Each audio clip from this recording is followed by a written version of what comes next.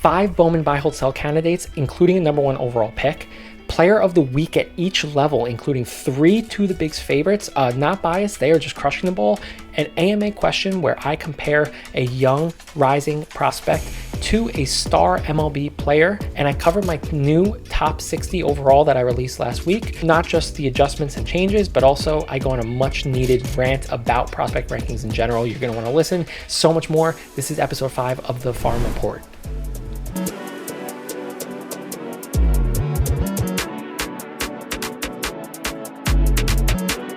First off, I want to thank you guys. This is month 3, 5th episode every other week. We're on YouTube, crushing it. 2,200 subs. Subscribe to us. 1,000 plus views. 150 watch hours each episode so far. I did not even expect this to be this big so quickly. I appreciate all the support on Instagram, Spotify, you guys are listening, and everything. What's coming more that I'm really excited about, I interviewed with Dante Nori of the Phillies. I got a lot more on-field content that's going to be coming, not just on these episodes, but other things coming. I posted that I got some credentials for a game where I'm going to do a lot on the field with a specific team with a lot of good prospects. I can't wait to show you guys. But more to come. Let's get into today's. First off, we're going with quick hits. Quick hits. First up, 2 outfield prospects that just got the call. One that I really like, one not so much. First one, Ryan Waldschmidt of the Arizona Diamondbacks. The one I don't like that much, Spencer Jones of the New York Yankees. Now, Spencer Jones was in the first percentile, first in whiff rate in the minor leagues. Worst swing and miss guy in the entire league. So that's not going to transition well. It's definitely not going to transition well to facing Mizorowski of the Brewers in his first game, who throws 104, 105 with breaking balls. And that's what's happened. He's got 1 RBI single, but he's 1 for 9, 10 total plate appearances, 5 strikeouts, so 50% K rate. It's just not for me. Ryan Waldschmidt, on the other hand, 3 for 8, 3 RBI, couple doubles, impact player, everyday player, made a great play in the field, won a game for them. So I love him going forward. Ryan Waldschmidt, buy-in. Next up, Charles Davelin, LA Dodgers. You've heard his name on the show. You've heard it all over my social media. You will keep hearing it. I love this kid. 12% K rate, 30% hard hit rate. This is his first year, true first full pro year out of the draft last year. 304 with power. 30 games, 6 homers, 20 RBI, and 27 runs. That may tease up his teammate, who's also crushing the ball. That might be a player of the week coming shortly. Next up, 3 undervalued prospects that I have loved, called out. 2 of these just made my top unranked prospects who won't be unranked for long, and 1 made my Bowman value buys over the winter. First up, Devin Fitzgerald, Washington Nationals. Next, Josh Adamszewski. Josh Adamszewski, I still can't say his name right, but I've covered him for 2 years and I love him, of the Milwaukee Brewers, and Cooper Fleming of the Tampa Bay Rays. All 3 of these smacking the ball in A&A plus, sub 20K rates, plus 1,000 OPS. Watch Fitzgerald, because this was a very smart kid coming out of the draft, the smartest per some scouts, and he hits the ball very well and consistently, but he had a shoulder injury last year, and no one really accounted for that when talking about his potential for power and pop, and it's coming this year. He's got like a 900 plus or 1,000 plus OPS already with a couple homers. If he can develop pop, he's going to move fast through that Washington Nationals organization, so keep an eye out for him. Similar to what Josh Adamszewski's done this year, where he's been a fantastic hitter for a few years now, but the pop is now here, and that could be exciting if that develops into a true tool for each of these players. Next up, 2 opposite guys, but on the full opposite end of the spectrum. 2 of my favorite raw power guys in the entire league. That's 2 Xaviers, Xavier Nyans of the Houston Astros and Xavier Isaac of the Tampa Bay Rays. I've called them out in episodes past, Xavier Isaac especially, and they keep hitting homers. Now the problem is they both have like near 40% K rates, but I usually don't say that after I say 40% K rate. I'm usually out on guys, but the power's still working, and they both walk a lot, like 20-25% walk rates, and that just shows you that these guys aren't chasing. The discipline's solid. They just are swinging and missing, but they walk. They take pitches, they work counts. Nyans has a 36% fly ball to home run ratio, which is absurd, and he pulls the ball just as much as he hits the ball to the opposite field. So all the underlying metrics show you that this guy is really, really good and it can make that power potential into in-game power. You just got to get that K rate down. You can't have that in the lower levels of the minor leagues, but these guys both keep hitting homers. It's super exciting to watch. I love Isaac and his story. You can check out some of the shorts and reels that I've posted. I've been a big fan of him for a while and what he's been through. Next up, Yoferi Rodriguez of the Boston Red Sox. He made my 2025 Bowman hit list. He's having a nice start to the year. Same thing, K rates, but massive power, 9 homers, 27 RBIs. The Brewers don't usually trade prospects that reach upside elsewhere, but who knows? Maybe this kid will. He looks good. Next up, 2 pitchers. Which 2 pitchers do you think I'm going to say? Cade Anderson and Seth Hernandez. Now, pitchers were never the big thing in MLB marketing, in prospecting, in fantasy. You know, you want everyday guys. The kids want everyday guys who are going to play, that they go to the ballpark, they know we're going to play every day. But Paul Skeens, I think, changed that. Tariq Schoolball starting to change that. And now you have these 2 kids. Cade Anderson, to me, had the highest floor of any pitcher in a while. The ceiling just keeps growing now. This kid has let up 1 earned run in like 30 innings and striking out like 40 guys. It's insane. Seth Hernandez is doing the same thing at the lower levels, but he's also younger. His ceiling was always that high, but the floor is being raised because of how consistent he's been so far at such a young age. These 2 are absolutely stars. Both future potential aces. I think Cade Anderson could be an ace in that Seattle Mariners star-studded rotation like next month. So keep an eye out for both of them. Really exciting. Next up, Cole Carrig. Get this kid up to the pros. Colorado Rockies, his AA smash bro, they called them, when him and Kyle Karros were crushing the ball in AA. Karros is up, struggling, but again, this team needs time. They're competing at a better rate than we thought, but you still have a lot of opportunity for young kids to play, including Charlie Condon, who should get up too. But Carrig, 980 OPS, 13 Ks, and 85% contact rate. Next up, 2 guys that are being pumped all over Twitter, Instagram. I get asked about them. 2 hottest hitters in the minors, so I jumbled them together, but I want to talk about both. Henry Bolte and Wahiwa Aloy of the Baltimore Orioles, and Bolte was of the Athletics. Now, I'm recording this on Monday. Bolte just got the call to the pros.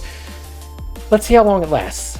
Don't buy in this quickly on the biggest, hottest stretch of his career. This kid looks good, but it's one of those things where I can see him going up, struggling a little bit, on and off. Eventually, he makes his way back down. He's still 22 or 23. He's never really consistently put up numbers that will show you that he will translate into consistent pro ball hitting at a high level. Maybe he can prove me wrong, but just going off the numbers, just hold off. Let's see how he does and see if he does well at the pro level. Aloy, his swing is gorgeous. He had a 3 home run game where he pulled 3 balls to the exact same part of the field in left center. The swing was beautiful on that. Now, they were hanging pitches, but again, that's besides the point. He's hit a ton of homers, 10 homers in 27 games, but the K rate is way too high. And unlike the guys I mentioned before, Isaac and Nyans, the swing and misses are chases. Like he's going outside the zone. He has a really high swing and miss rate just in general. He'll have to work on putting the ball in play more. So don't buy in right now. Like, let the dust settle. Huge power potential, beautiful swing, but just give it some time. Let's see with both of them. Speaking of guys that I kind of wrote off, I had to call him out. Ethan Salas. I could be wrong here. I said that 1,500 plate appearances, hitting 220, 230 wasn't going to do it. I know he's young. I get the argument that he was 17, 18, moved up quickly. I don't know if that's still going to translate long term, but this guy's going to be a good pro because he has a elite defensive glove, elite bat. The problem is that I want to see this consistently. I'm getting people saying he's going to shoot back up into the top 10. Just like I didn't shoot him down over a quick year, I shot him down over 1,500 plate appearances. I started to push him out. I'm not going to jump him back up until I see this consistently. Again, he can have the whole year in AA, and he's still super young. So let's see it. It's a great story. I'm rooting for him, but let's see and hold off for it now. Next up, player of the week at each level. First off, I teased this guy when I talked about Davalin. In the A levels, Mike Sirota. Now, people seem to forget. They argue. Someone in my fantasy league argued. He's 23 years old and he's an A+. Like, who cares? He's been hurt so long. This is one of the best pure hitters in all of the minor leagues. He will be in AA maybe by the time this airs in 2 days on Wednesday. A 1159 OPS and an insane 46% hard hit rate. This is probably the most exciting team in the minors, the Great Lake Loons. I've reached out to you guys, marketing, hit me up. Let's do something. I'll fly out. We'll do a day. But Sirota, Davalin, Quintero at the top of that lineup is super exciting. Next up, AA.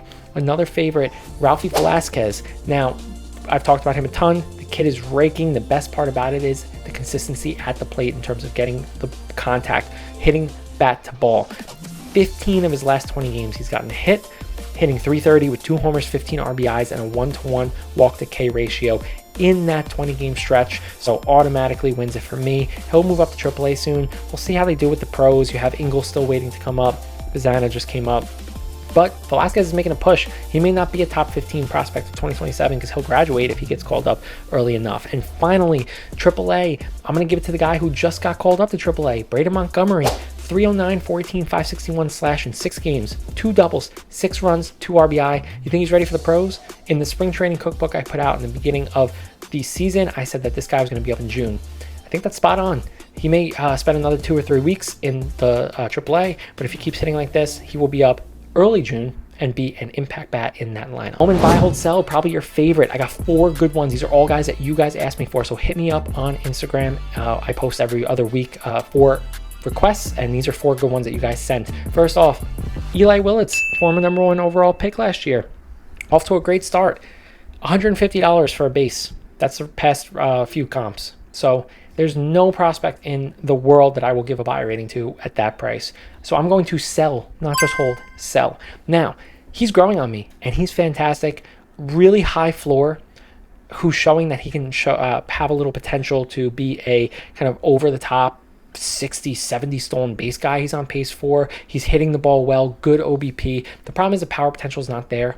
If you're going to be $150 for a base auto where you can get any of the top 10 prospects in baseball, maybe 9 out of 10 of them for that price, I want a guy who's going to be a potential 30-30, 40-40 bat in the pros.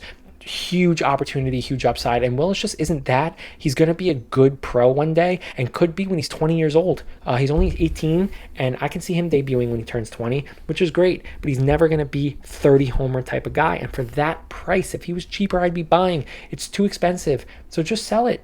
Even if you wait a little while, you can always buy back. You can always do anything but buy any one of those major, massive top 5 prospects that have the huge superstar potential.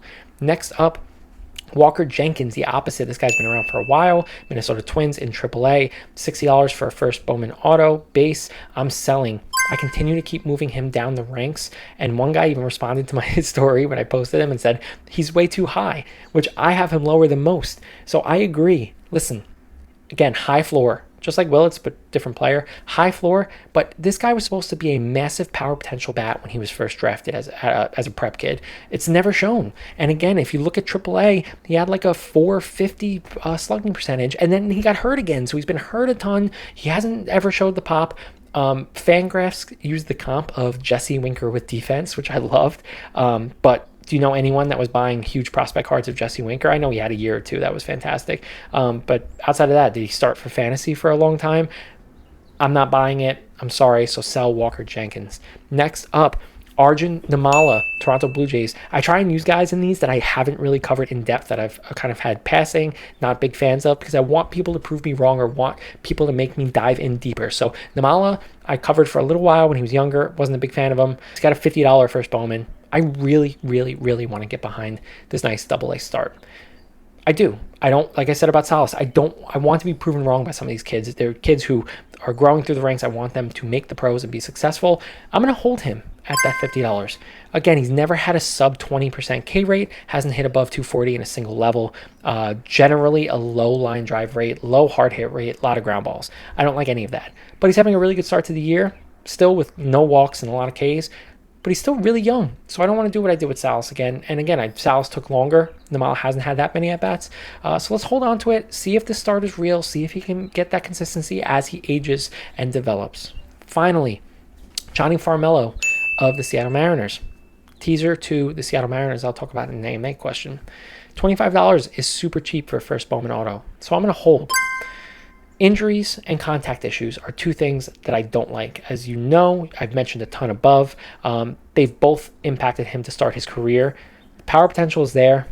In this case, though, the swing and miss issues could be attributed to those injuries. So I'm not going to sell thinking that this is a 30% K rate guy. Maybe he's been dealing with all those injuries and that has impacted him. The swing is nice. I like it. I like looking at the tape. I see why people like him, but I'm not buying in on that, even at this cheap value, until I see some health and consistency. So give me the hold. Again, Namala, Farmello hold, Jenkins, and Willis I'm selling, all for different reasons. But when you're looking at Bowman, you don't want to have a massively diverse portfolio of prospects. A lot of these guys don't hit. Stick to your guns. 5, 7, 10 guys tops that you love, and you focus on those guys. So I'm going to be hard on these whenever you give me your Bowman Buy, Hold, Sell guys. So just stay tuned. Next up, AMA. 2 quick ones because I really want to get to the cover story. First off, best teams at developing talent. Teams that I will increase my value on a kid if they're on that team. First up, I just mentioned them, the Mariners. I'm looking at the last like 10, 15 years. I don't want to go back to like 50 years and start talking about the complete history. I want to talk about front offices that are new, that guys are, have just started to be around. So I'm looking at 10 to 15 years where things cycle. The Mariners have had a ton of hitting and pitching talent, drafted well, signed guys well, and developed them to good players in the professional level. So give me them. The Dodgers, of course, they spend a ton of money, but they are the best at signing international. They do really well in the draft. And most importantly, they develop kids really well, most of which end up going to a different team at the trade deadline. But that's why they always have so many assets to make those deals. Tampa Bay Rays kind of dwindling down as much as recent past, we'll say. But Caminero, Wander Franco, before those crazy story and things happened. Now you have guys like Fleming and Gray, who are kind of second and third rounders who could be really sneaky values, and they've always been great with pitchers. Finally, the Tigers and the Brewers, 2 teams that have had a ton of talent. Brewers, the entire team outside of Yelich, is probably homegrown talent at the pro level. Hold on, we got the Rainial Tracker. Rainial Tracker is here, the second iteration of the Rainial Tracker. As I am doing this, he was called up to AA today, which puts me on track. For those of you that are listening for the first time, the Rainial Tracker is my bold prediction of the year was that during the winter that he would hit 35 homers and move up from A+ and end the season in AAA by the time he turns 20. He moved up to AA today. He is faster than on pace to hit AAA if he keeps hitting the way he's hitting. So we're winning there. 950 OPS, 4 homers, 21 RBI, 28 games. So he's pacing at 24 homers of the 35. So that's not going to cut it yet, but we're keeping an eye on it. He got hot. He hit 2 homers quickly before the first episode, 2 homers quickly now over the past week. So let's see him get hot and get up to that 35. Next up, and last AMA question, Emil Morales looks like Elly De La Cruz. Let's talk about it. I wasn't so sure, and I don't like to jump to conclusions here, but I looked at it in depth, and great call out here by the fan, by our fan at To The Bigs, because it's pretty damn similar. First up, visual, eye test. I know Elly's a switch hitter, but look at the righty swing. It's pretty similar.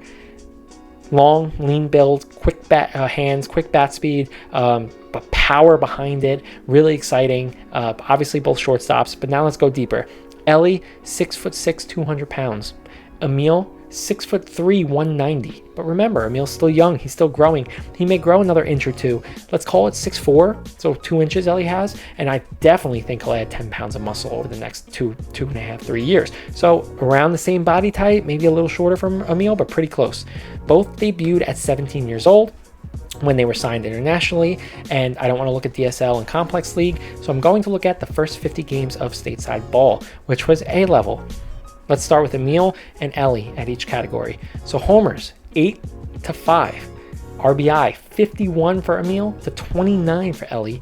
7 stolen bases to 8 for Elly, and a 25% K rate for Emil to a 31% K rate for Elly. So eye test looks good.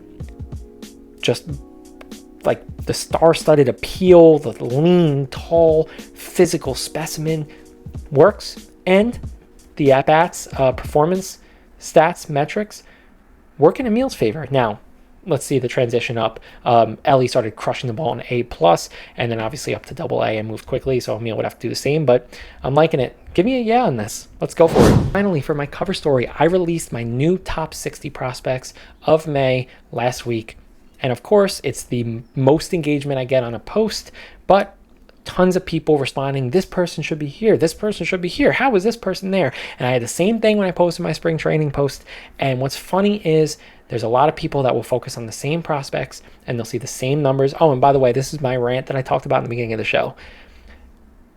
Prospect rankings you should not be focused on the very particular one of 2 or 7 or 5. You should use it as a baseline for where a prospect is moving. For example, Rainier Rodriguez, I talk about him, he's one of my favorites. When he moves up from 90 to 25 to 17, it's exciting to see that progression of moving up, but it doesn't matter if he's 17 or 19 or 22 or 14. Someone reached out and they're like, Colt Emerson is number 14 on your list, but how is that even possible? Like the craziest thing in the world. Meanwhile, he's 5 on someone's list, 11 on someone's list, 12 on someone's list. It doesn't matter. Look at the last 10, 5, 1 year.